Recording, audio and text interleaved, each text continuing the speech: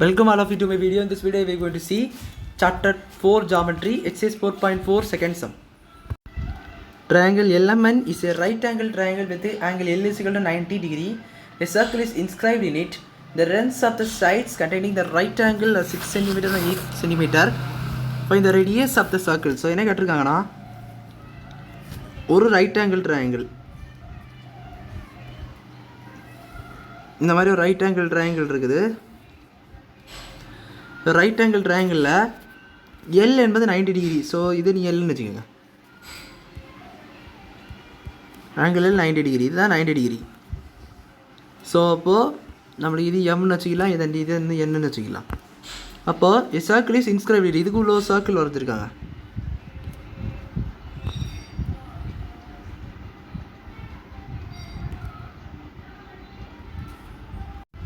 இந்த மாதிரி ஒரு சர்க்கிள் வந்து இன்ஸ்கிரைப் பண்ணி வச்சுருக்காங்க.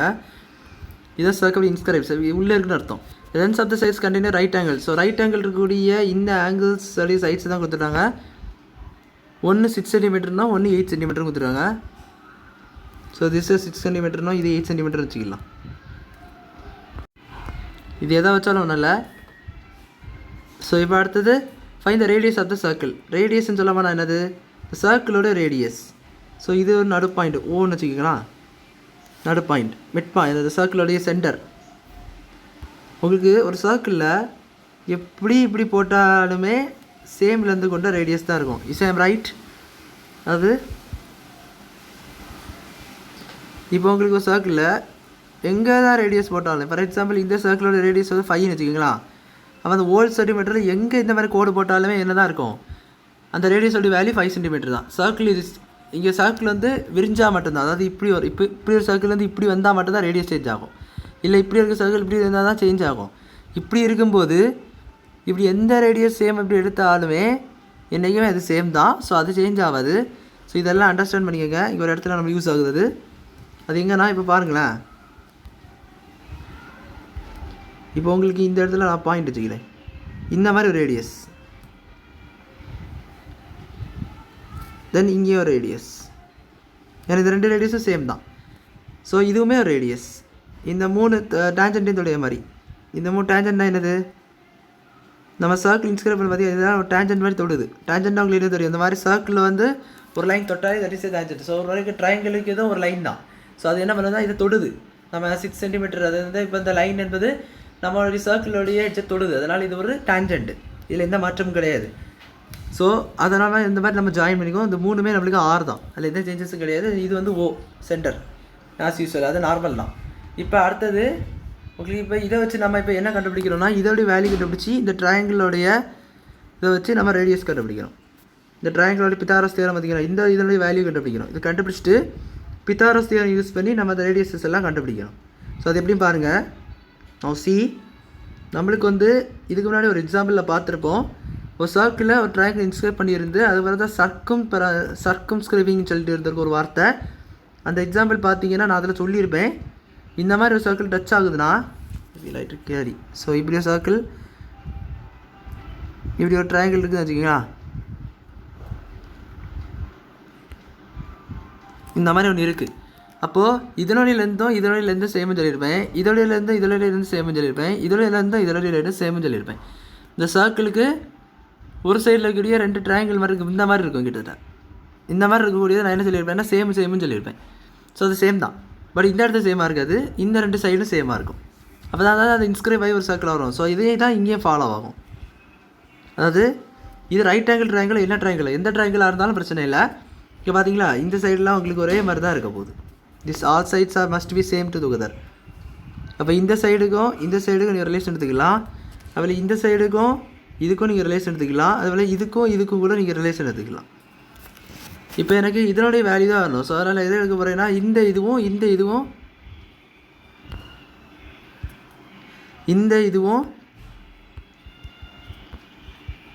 நான் எடுக்க போகிறேன் எங்களுக்கு. ஸோ இது எப்படியே தேவை எங்களுக்கு வந்து இது வரும் எங்களுக்கு. இப்போ பாருங்கள், நல்லா பாருங்கள்.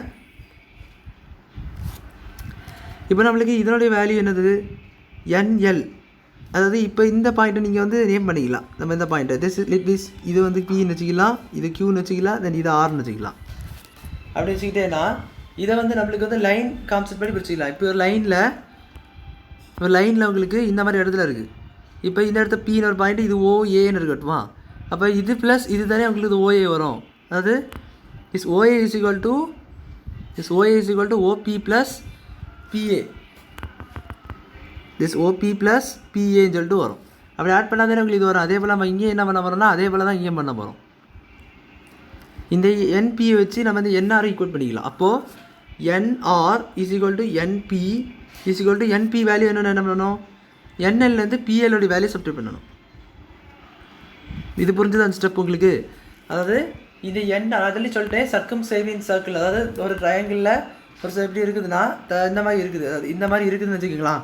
இந்த மாதிரி இருக்கும்போது இந்த சைடாக சேமாக இருக்கும் தானே. அதே போல் இந்த சைடாக சேமாக இருக்கும் தானே. அப்படி பார்க்கும்போது நம்மளுக்கு இது NR is equal to NB போட்டுக்கலாமா. அது மாதிரி போட்டுட்டோம். NR is equal to NB. இப்போ இது என்பியோட வேல்யூ நம்மளுக்கு எக்ஸாக்ட்லி தெரியாது என்பியோட வேல்யூ. பட் நம்மளுக்கு டோட்டலாக இவ்வளோ என்எல் என்பது தெரியும். ஸோ அதனால் என்எல்லேருந்து இந்த பிஎல் நீங்கள் செப்பரேட் பண்ணணும். This is NB, this is NL. என்எல்லேருந்து நீங்கள் பிஎல்லை செப்பரேட் பண்ணிங்கன்னா என்பியோடைய வேல்யூ உங்களுக்கு வந்து கிடச்சிரும். ஸோ அதுக்கு இப்போ உங்களுக்கு இதனுடைய வேல்யூ என்ன தெரிஞ்சாகணும், ரேடியஸோடைய வேல்யூ என்னது ஆர். நம்மளுக்கு ரேடியஸ் என்பது தெரியாது. அப்போது இது ஒரு ஸ்கொயர் பார்த்தீங்களா, இது அழகாக ஒரு ஸ்கொயர் மாதிரியே இருக்குது. அப்போ நம்ம இதே பண்ணிக்கலாம், இதே ஆறுன்னு வச்சுக்கலாம். புரியுதுங்களா. இதுவும் உங்களுக்கு ஒரு சைடு, இதுக்கு ஆப்போசிட் சைடு என்ன தான் சேமாக இருக்கும். ஒரு ஸ்கொயர் மாதிரி இருக்குது பாருங்க, கிட்டத்தட்ட ஒரு ஸ்கொயர் மாதிரியே தான் இருக்குது. இது ரெண்டு ஆறுனாச்சுன்னா இது ரெண்டு என்னவாக தான் இருக்கும், ஆறாக தான் இருக்கும். ஸோ அதனால் அது என்ன பண்ணிக்கலாம், இது ஆறுன்னு சொல்லி நீங்கள் யூட் பண்ணிக்கலாம். அப்போ என்ன ஆகும்னா நீங்கள் வந்து என்எல் என்பது 6 மைனஸ் ஆர், அவ்வளோதான். இதான் உங்களுக்கு என்ன வேல்யூ, என்ஆருடைய வேல்யூ. என்ஆர் அல்லது என்ஆர்னு வச்சுக்கலாம். என்பியும் என்ஆருமே சேம் தான். இப்போ இதே கான்செப்ட் யூஸ் பண்ணி இன்னும் இங்கே பார்ப்போம். இப்போ இங்கே நம்மளுக்கு எந்த வேல்யூ நம்மளுக்கு தேவைப்படுது. ஸோ அப்படி பார்த்தீங்கன்னா எம்ஆர் இஸ் ஈக்குவல் டு இது என்னது கியூ, இது கியூ. அப்போ வந்து எம்கியூ என்னது அது வேலை பிரிங்க பார்ப்போம். எம்கியூ வேணும்னு உங்களுக்கு என்ன பண்ணணும், எம்எல்லேருந்து எல்கியூ செப்பரேட் பண்ணணும். So ML minus LQ. So இது என்ன வரும், எம்எல் என்னது, எம்எல் இஸ் 8 மைனஸ் எல்கியூ என்னது அந்த ஸ்கொயர் ரேடியஸ். ஸோ இதுவும் ஆர் தான், இதுவும் ஆர் தான் சொல்லியிருந்தேன். ஸோ அது எல்கியூ ஆல்சோ ஆர் தான். ஸோ ஆர் அவ்வளோ. பட் நம்மளுக்கு என்ன வேல்யூ வேணும், அசெட் ஆல்ரெடி இந்த ரெண்டு வேல்யூ, இதோட வேல்யூ தான் உங்களுக்கு வேணும்னு சொன்னேன். அப்போ என்ன பண்ணணும், என்ஆர் ப்ளஸ் ஆர்எம் எம்ஆர் அதனுடைய வேல்யூ வேணும். அதாவது அது எதனோட இதுனா என்எம் உடையது.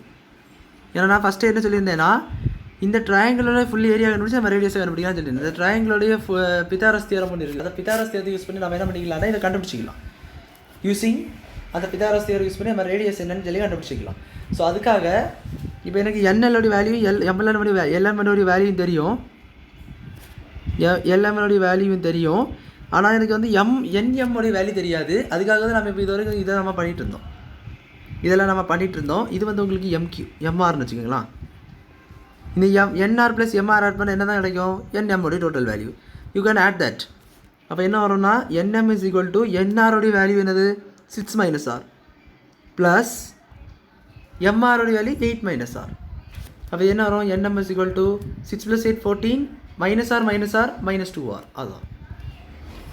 அப்போ நம்மளுக்கு இதனுடைய வேல்யூ வந்து 14 மைனஸ் 2R என்பது கிடச்சிருக்கு. நம்மளுக்கு ரேடியஸோட வேல்யூ தெரியும். அது எக்ஸாக்ட் வேல்யூ என்னன்னு தெரியும். ரேடியஸோட வேல்யூ டி டோன்ட் நோ. ரேடியஸோட வேல்யூ தெரியும். ஸோ அதை கண்டுபிடிக்கணும். இப்போ பாருங்கள், நம்மளுக்கு பித்தாகரஸ் தியரம் எழுத போகிறோம். பித்தாகரஸ் தியரம் என்னது, இங்கே இது 90 இந்த ட்ரையாங்கிளை பாருங்கள், நாட் சி த சர்க்கிள், ட்ரையாங்கிளை பாருங்கள். ட்ரையாங்கிள் எல் 90 டிகிரி அதான் இங்கே கொடுத்துட்டாங்க, எல் 90 டிகிரின்னு சொல்லிட்டு. அப்போ அது ஆப்போசிட் இருக்கிறது தான் ஹைப்போடெனியூஸ். அப்போ என்னவாக இருக்கும், என்எம் தான் உங்களுக்கு வந்து hypotenuse. So NM square is equal to மிச்சம் ரெண்டு சைடு என்னது, NL square plus ML square. So இது என்னது, என்எம் இப்போ தான் நம்ம கண்டுபிடிச்சோம். 14 minus 2R whole square is equal to NL என்னது, என்எல் வந்து உங்களுக்கு 6 ஸ்கொயர். அப்போ ப்ளஸ் எம்எல் வந்து 8 சென்டிமீட்டர். So 8 square. இது எல்லாத்தையும் இப்போ சால்வ் பண்ண வேண்டியதான். இப்போ 14 minus 2R the whole square, 2R the whole square. இது என்னது 36, 6 square 36 plus 6 34.